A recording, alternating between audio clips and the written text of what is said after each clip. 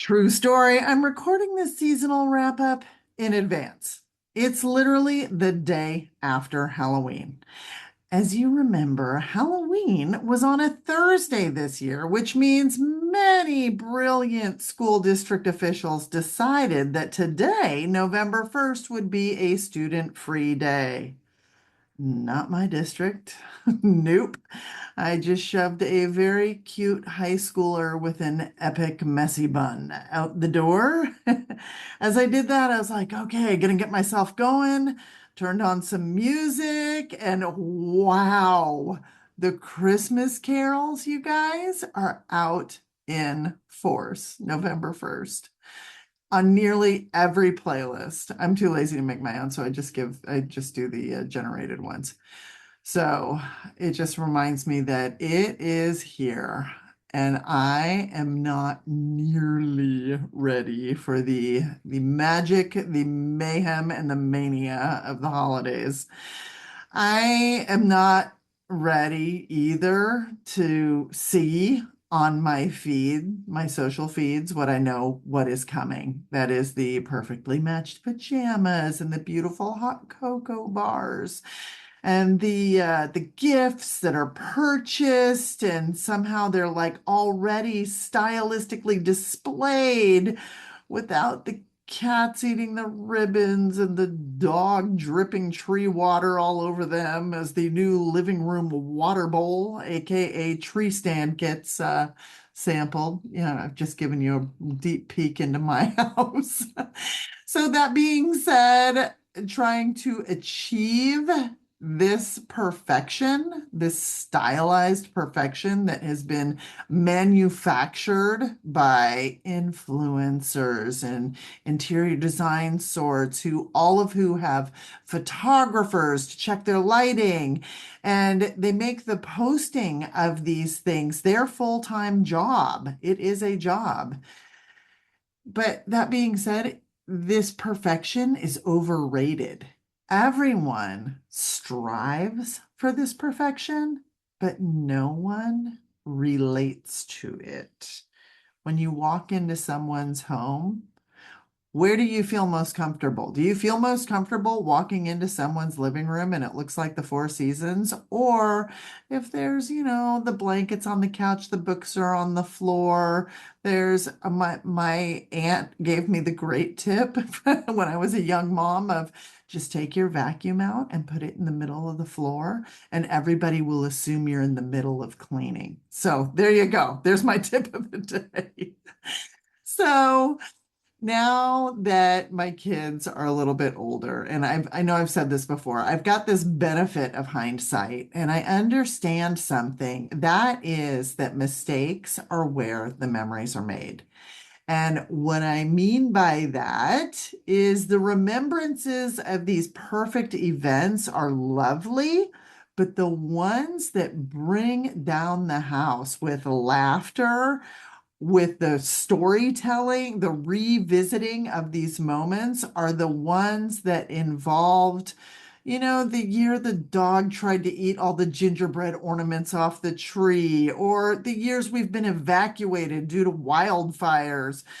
Okay, my SoCal is showing here, but those are the stories that get told again and again. Those are the ones that we remember and laugh at.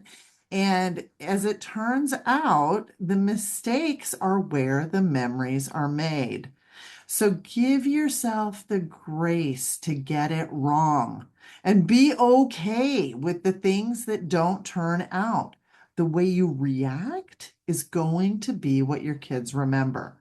And if we have learned anything from this year from our Surgeon General, is that today's parents are overworked, overstressed, too tired, and alone, lonely. So, you know what? Give yourself a day off. Take a pajama day.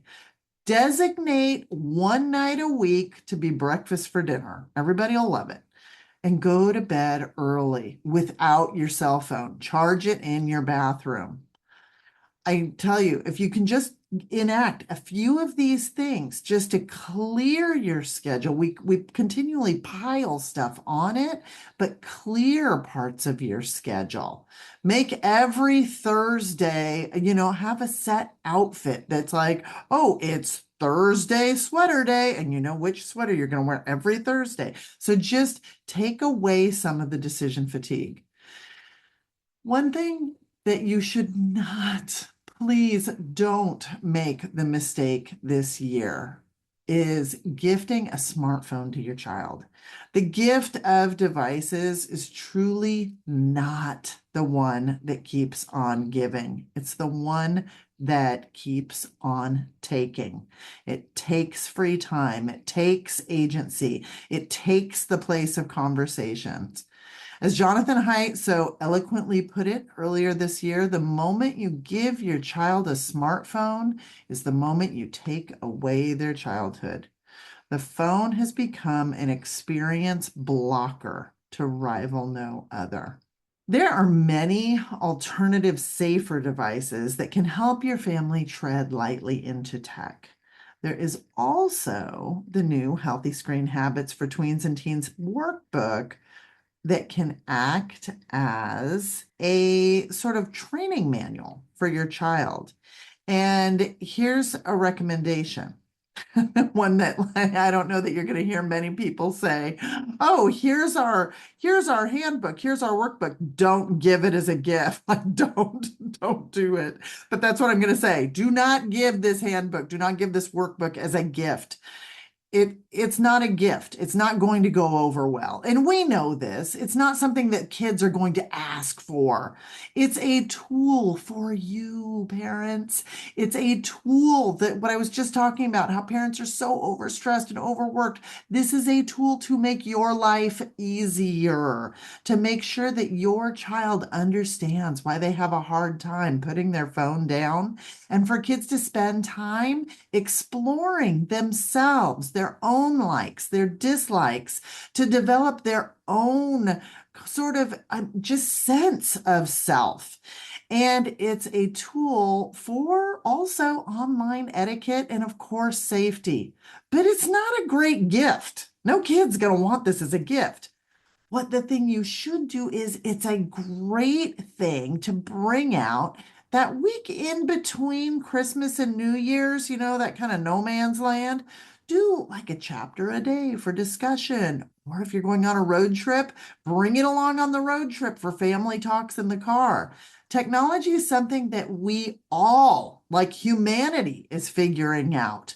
It's important for our kids to see the areas we struggle with too. Lots of times they help brainstorm fixes. So, for example, this summer, my son announced he was going to delete Instagram for the week our family vacation was happening to be more present. And I was kind of embarrassed that it took my kid to point out, oh, yeah, that is a really good idea. So I took his lead and I deleted it too. And it was so freeing. I wasn't thinking about what would make good posts during our daily activities. And honestly, I did not miss seeing what other people were doing because I didn't care, because I was more engaged with the people in front of me and enriching my own life during that very special 1 week a year that we actually all have together. So if you are looking for a list of devices or companies that are Healthy Screen Habits endorsed, please visit our website at healthyscreenhabits.org and look under tools for the products we endorse. If you're deeply committed to wanting to gift something tech related, I recommend going that way. There are other sites that offer great lists of tech-free activities. I would go check out Brooke Romney on Brooke Romney Writes. I would check out Better Screen Time. They usually post a whole list. You can find a number of great lists of tech-free gift ideas. So here we go. Now, the spirit of giving a little levity to this season, as well as standing by my message of embracing mistakes, which I am going to work to remember this year as things invariably mess up. Here are some of this past season's bloopers and blunders. Just a few. Enjoy.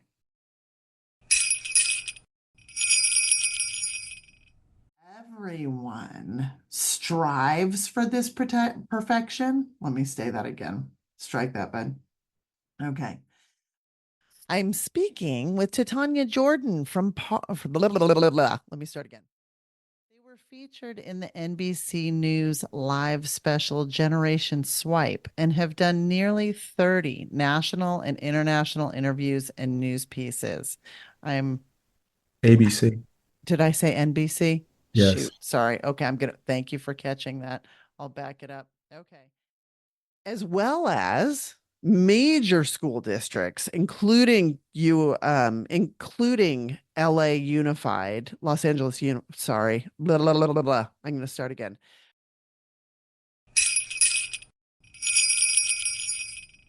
As always, the Healthy Screen Habits crew is going on holiday hiatus as we walk our talk and spend time with our own families during these very fun festive days. Thank you so much. I really, really mean it. Thank you so much for listening weekly and learning with me this season. I look forward to joining you in 2025 as we continue to learn new healthy screen habits together.